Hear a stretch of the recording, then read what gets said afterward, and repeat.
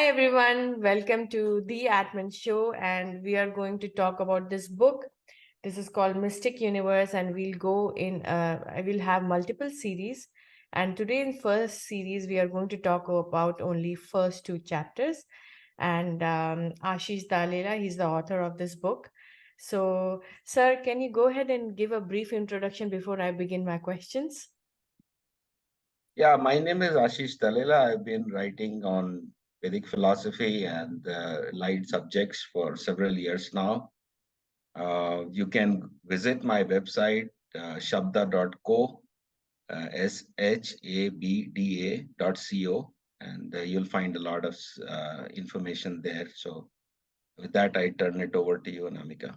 Okay, so we are talking about first two chapters. Chapter one is studying Vedic cosmology, and chapter two is introduction to Sankhya philosophy. So my first question is, what is the Vedic approach to cosmology?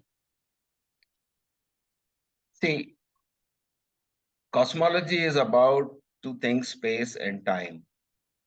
Okay.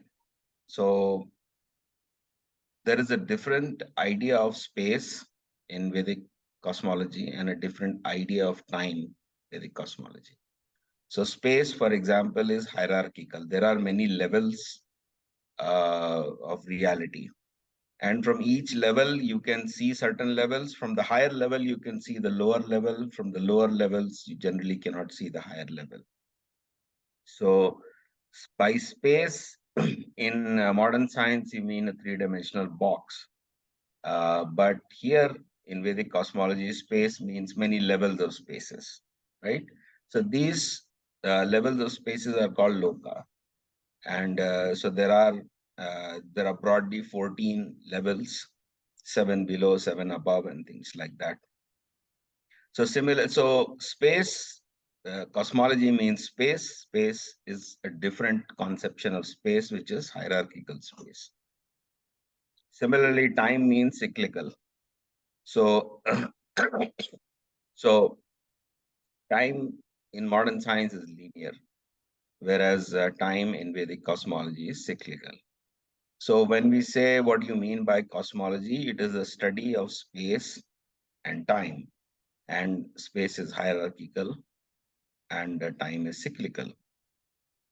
But there is a completely orthogonal uh, reason why we study space and time in this way, and that is because uh, Vedic cosmology is studying space and time as the motion of the consciousness, as the movement of the consciousness. Okay, it is not about the movement of the body.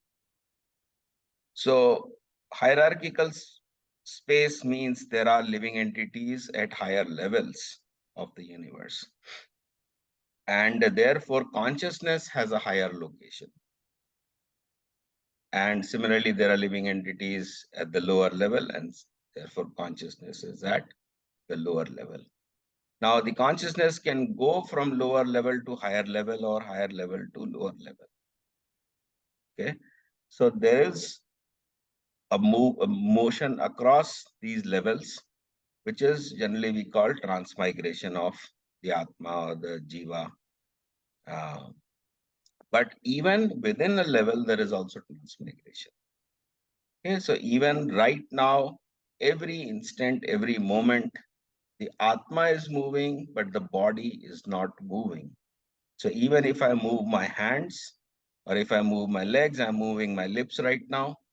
Okay. All these movements are the result of the movement of consciousness. And how the movement of consciousness creates the movement of the body is very involved in detailed science. Some of it is discussed in this book. Much of it is discussed elsewhere. Okay, so when we talk about cosmos, we are talking about a domain of tiers of reality in which the Atma moves up and down, inside and outside, round and round, anti-clockwise and clockwise. Okay, so there are 6 kinds of movements within this cosmos. It can go up, it can go down, it can go inward, it can go outward.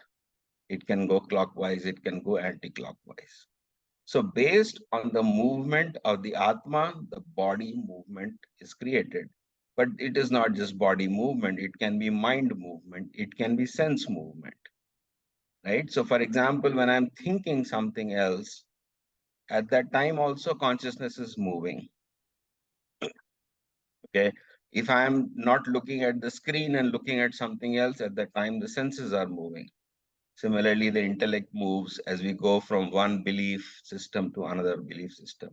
If I change my personality or sense of identity, at that time again the ego changes. So there are many kinds of movements happening beyond the movement of the body. Okay.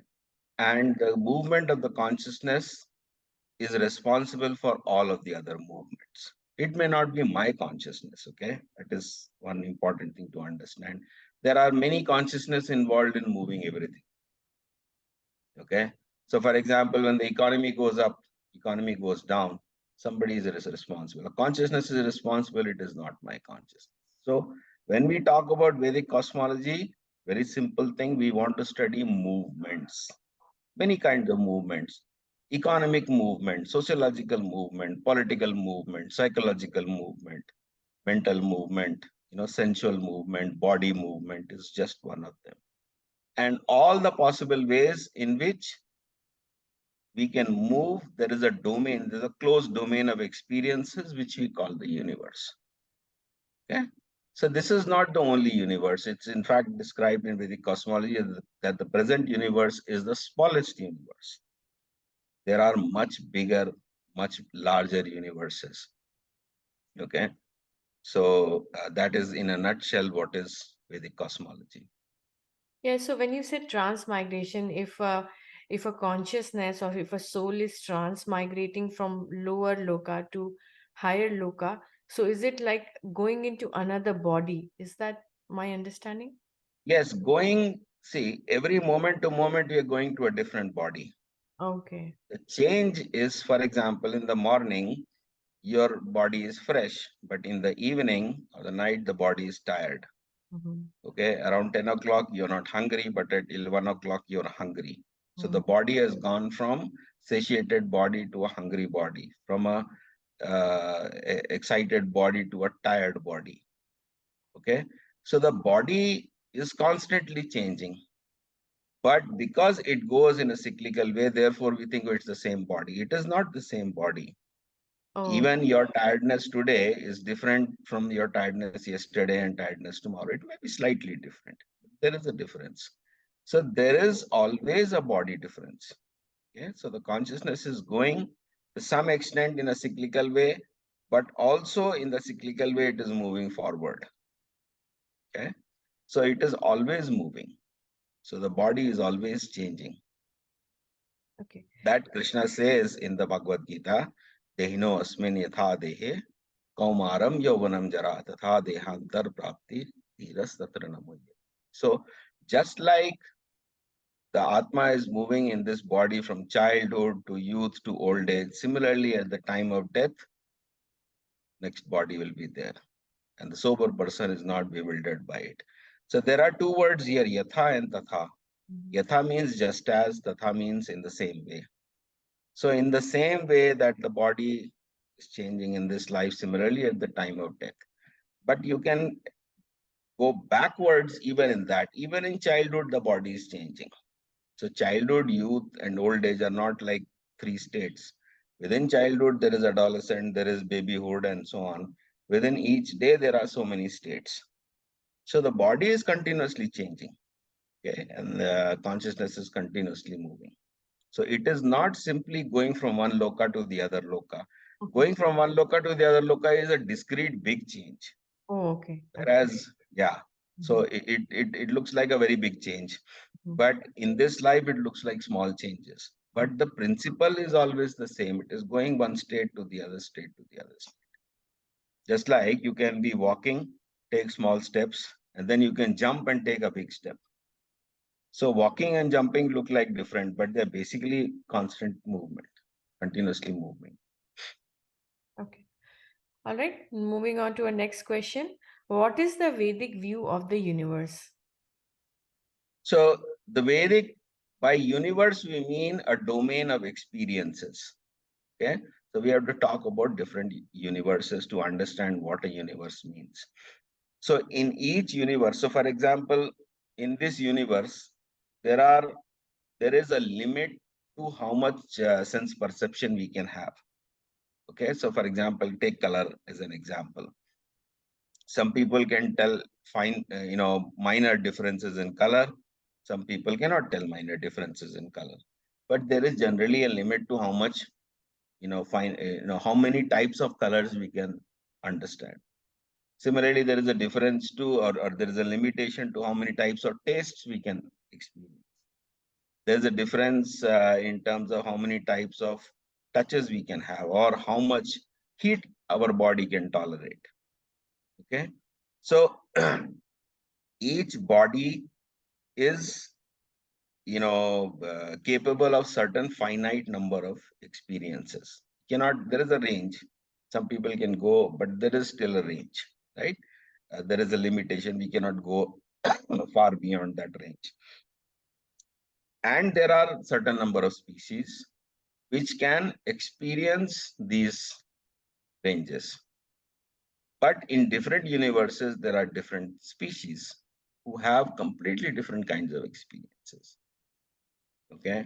Similarly, in a different universe, there are different kinds of interactions. So, for example, in this universe, we generally like to have cats and dogs as pets. Yes. Very few people will have snake as a pet.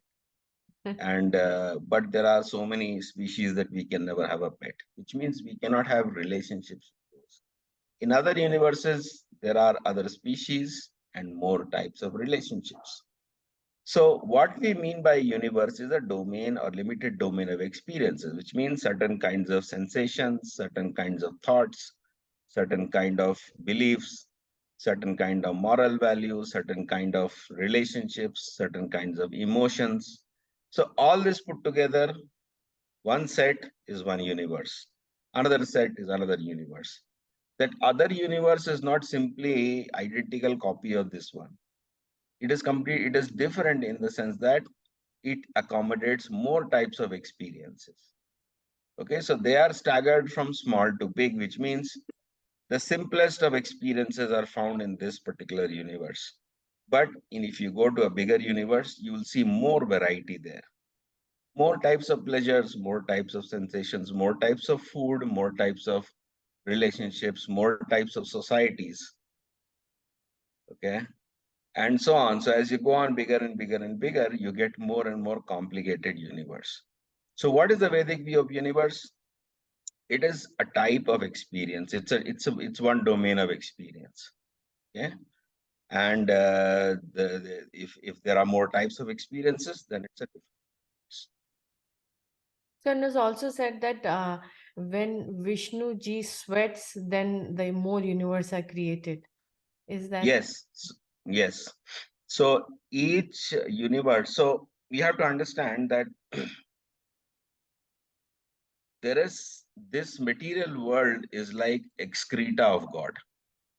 Okay. So there are certain things that God is not. Okay. It is excretion. So sweat is an excretion. So from this sweat, so this is very early on understood, right? That sweat is not something nice. But the whole universe is created from this not so nice thing. Okay. And this is so what is so this he performs certain certain he goes into a certain yoga posture, and then he sweats, and from that, in that sweat, just like if he sweat, there are many bacteria. Oh my God. So we are bacteria. Basically, yeah, each universe is like that. Oh my God. Okay. All right. Yes, so because yes, and that is there because the living entity that comes into this material world is a living entity that wants to be independent and separate from God.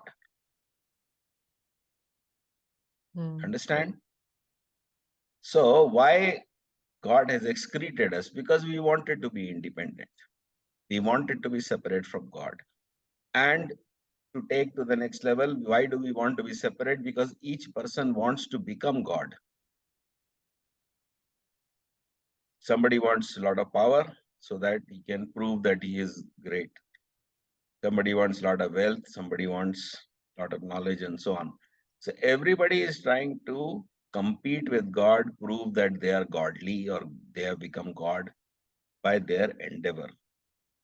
Okay. So God is not God because of endeavor. It is not that he performed some yoga, some tapasya, some mantra jap, and then he became God. He was always God. But the living entity wants to become like God. And therefore, God says, okay, you're out of my system now. You understand? So once you are out of the system, then you can try experimental activity and see. And if you can become God. So everybody is trying to become God. Okay. But the situation is overall compared like, the universe is created from the sweat. Okay. Yes. All right. Moving on to our third question. What is the problem in parallax method according to Vedic cosmology? Okay. See, parallax method, for those who might not know, okay, we have two eyes Yeah. and we measure distance to a single object. Yes. Okay. And once we get that distance, we have a projection backward, and then from that we get a size and a distance, estimation of distance. Okay. Now, if you have experienced, you wear glasses, get a new kind of glass. If you wear, then you feel that the same things that were closer may appear a little further, or they may get closer. Okay. And most of the time, people who make glasses will know that both the eyes are not the same. The power in one eye is different. Yeah. Cylinder in one eye is different. The sphere in other eye is different, and so on. Okay. Now, in the parallax method, you assume both the eyes are the same. And basically, we wear glasses and so on to do correction to bring them to the same level. Okay. And so what happens in cosmological measurement, let's say, for example, the Earth is supposedly going around. So you make a measurement when the Earth is in one sign, and then it goes 180 degrees into the other sign. Then you make another measurement. So this is like two eyes, like the left eye and the right eye. I don't know if you can see my hands. So when you do a parallax measurement, you assume that the measuring instrument, namely the eyes, are the same. The instrument with which you are measuring is also the same. This is the problem. Okay. Where does this sameness comes from? It comes from a very old scientific assumption that the universe is uniform. All the places in the universe are uniform. All the locations are the same. All the times are the same. But all the times are not the same. All the locations are also not the same. Okay. But this is an assumption in science. Similarly, they assume that all the instruments are the same. Okay. All the eyes are not the same. So how can all the instruments be the same? But it is an axiomatic assumption in science that all the instruments are the same.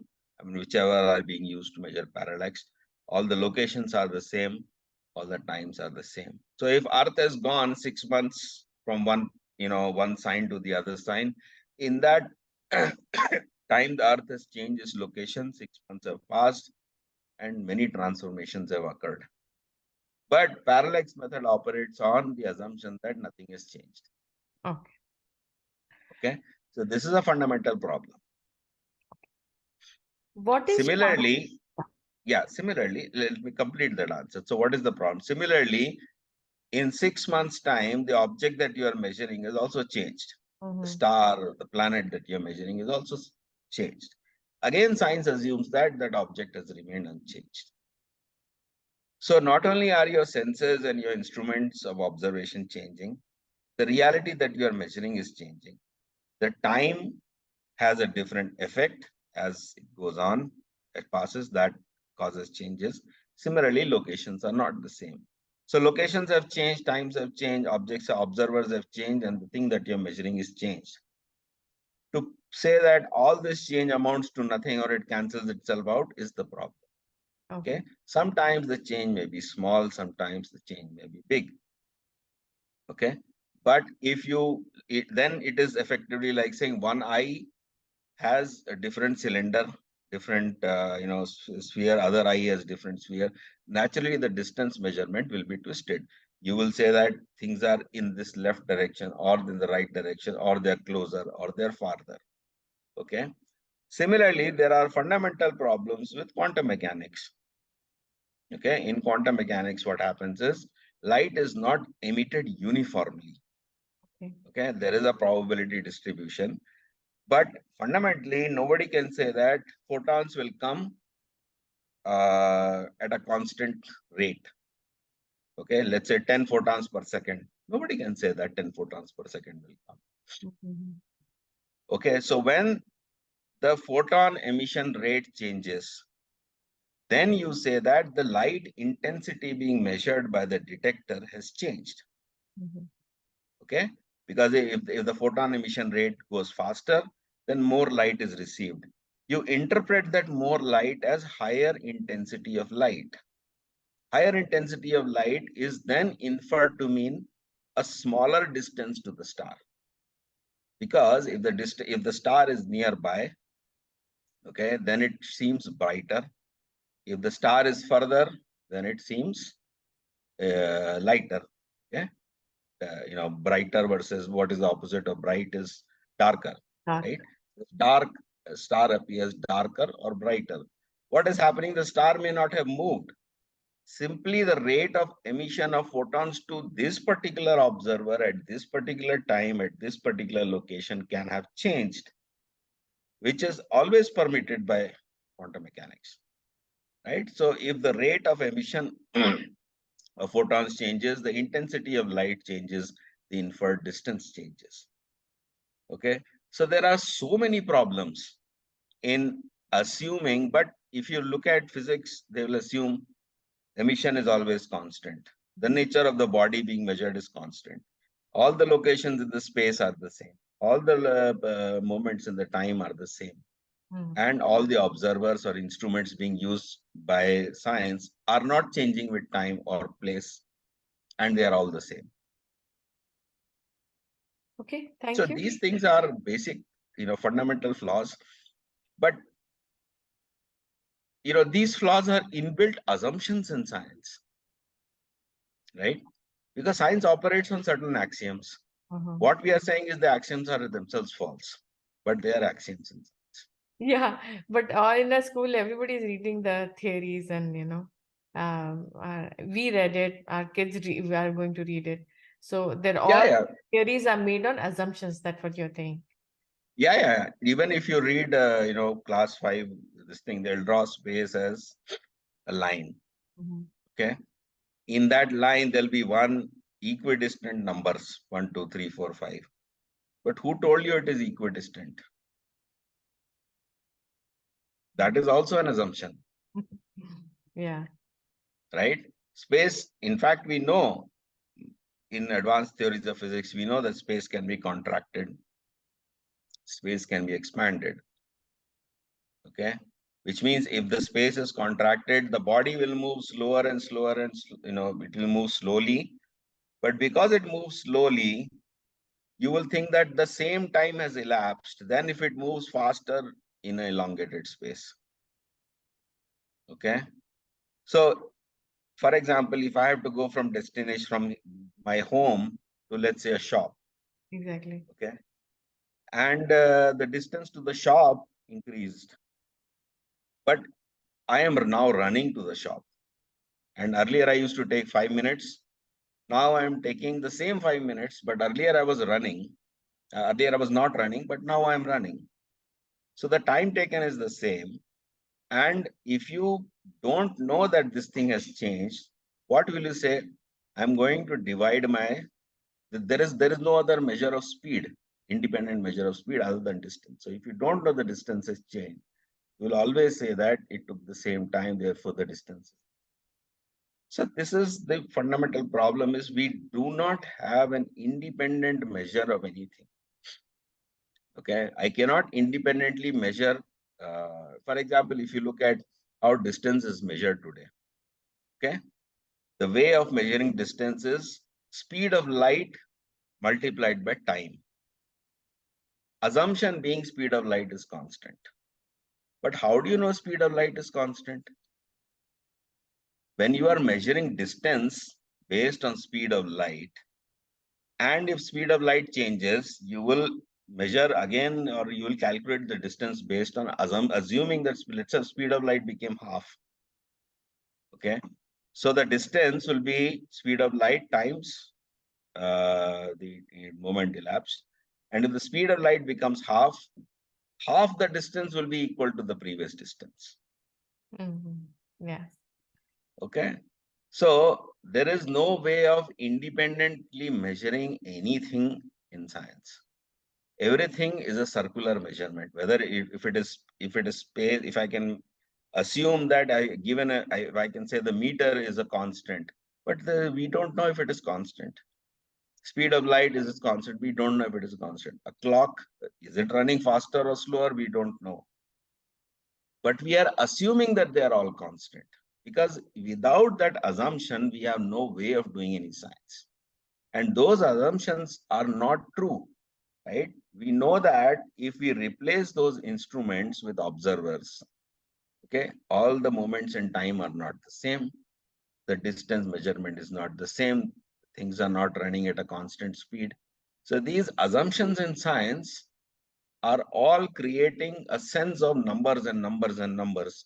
But the foundation is that none of these things can be guaranteed to be constants.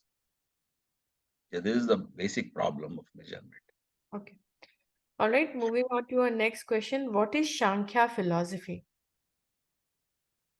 Sankhya is, so Sankhya is, it's a very long discussion to have, but very simple way of describing it is, let's say I have two fingers. Yeah. Okay. To say that there are two fingers, there is a first finger, second finger. There are four steps involved in this. Okay. First step is that I have to distinguish between finger one and finger two. I should have be able to say that these two things are not the same thing. Okay. Then I have to say each thing is a finger. Okay. Then I have to say this is first and this is second, or this is first, this is second. Okay. Then I have to count in some order. Then I can give the label one. Okay. So there are four steps. First step is to distinguish that there are, some different things. Then to say that each thing is one thing. Okay. Because I could split this further into say that, oh, let me not count two fingers. Let me divide this into molecules, and there are, 1 billion molecules here, 1 billion molecules here. I have to say this whole thing is one thing. Then only I can count. Okay. So I'm making a choice in saying these two are distinct things. Then I'm making a choice in saying this thing is just one thing. One finger is one thing. Then I'm making a choice. I'll count from left to right. Then I'm saying this is one and this is two. So four steps are involved. Okay. So this is there in every counting.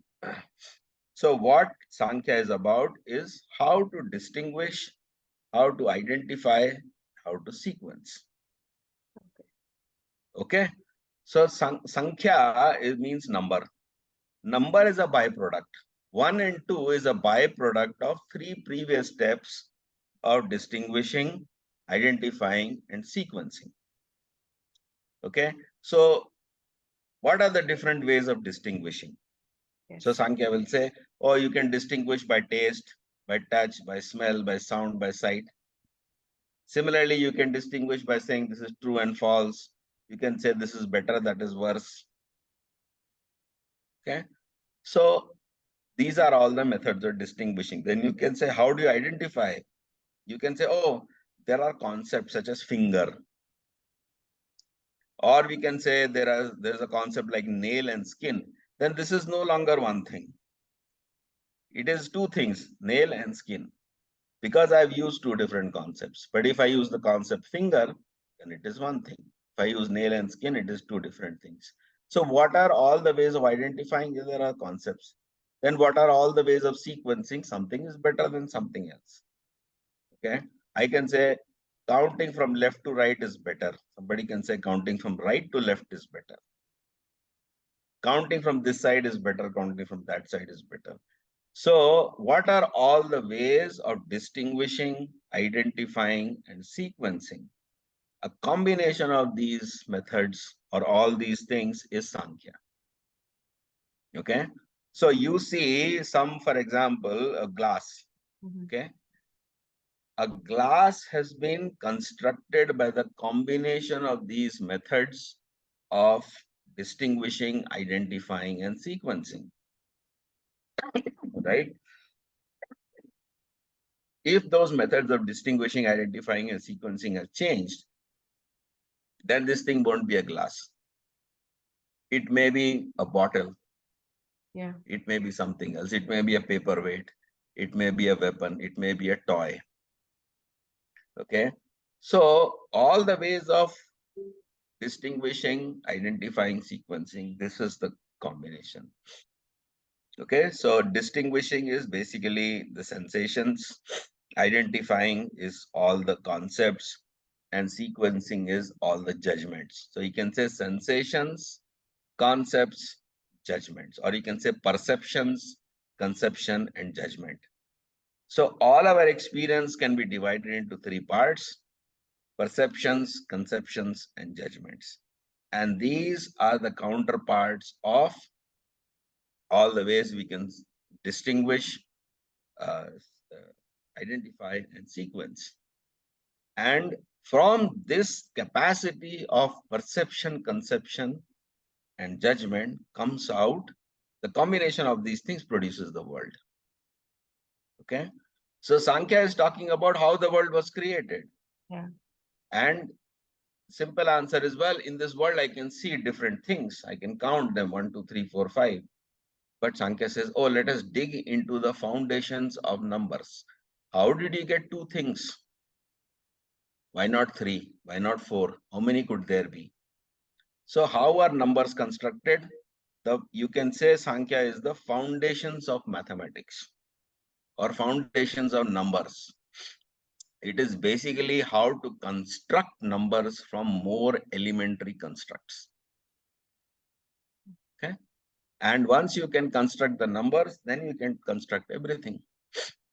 Right? Because that number that is coming out, the 10th thing, the 10th thing is not the 10th thing, it is yet another finger. I have counted it as 10th thing, but it could be 10 people, 10 houses, 10 trucks, 10 cars. 10 is meaningless. Okay. In a given context where I have used certain specific methods of distinguishing, identifying, and sequencing, I've got the number 10.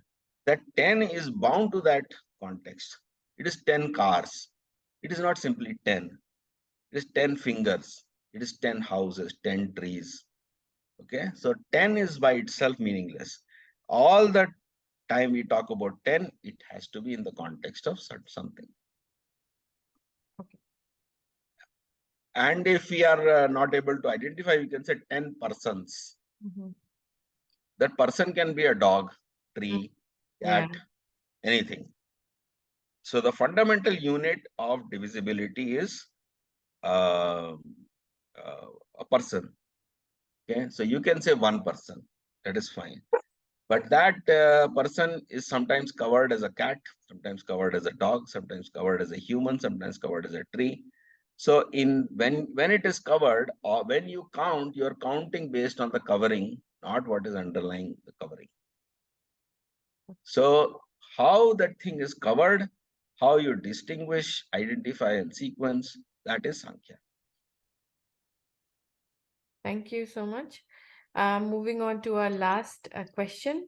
What is the scientific knowledge of material tree? Basically, what is the tree of material knowledge and how is it related to science? So space, so what we mean by space, okay? If you start drawing all the concepts, so we talked about Sankhya, Mhm. okay? We said there are certain ways of distinguishing, identifying, and sequencing. So distinguishing is at the bottom, okay? Taste, touch, smell, sound, sight. Within sight, there'll be color, shape, size. Within touch, there'll be hardness, heat, roughness. Within sound, there'll be pitch, tone, syllable, and so on. So this is a diversifying tree. Okay. So if I try to describe, for example, a cup, okay, at the top is the word cup. From that is all the ways the cup can be seen, all the ways the cup can be touched. The cup hard or soft? Is the cup round or square? Is the cup yellow or white or red? Is the cup big or small? Is the cup heavy or light? Is the cup hot or cold? Okay, so there is one cup, but from the cup is emanating lot of branches. Okay, similarly, from each of the branch emanates more and more branches. Mhm. Okay, if you say it is yellow, but it could be chrome yellow or lemon yellow or beige yellow, Yeah. right? If you say it is, hot, it could be, it is hot, but we have to, or if you say it is hard, where you can say relative to what, right? It is hard relative to a metal object, or is it hard relative to cotton? So we have to say, or if you say it is so in this way, this whole thing branches and diversifies, a lot. Similarly, if you say it is cup, it is fine, but uh, what is the cup used for? Yeah. You can say drinking, okay?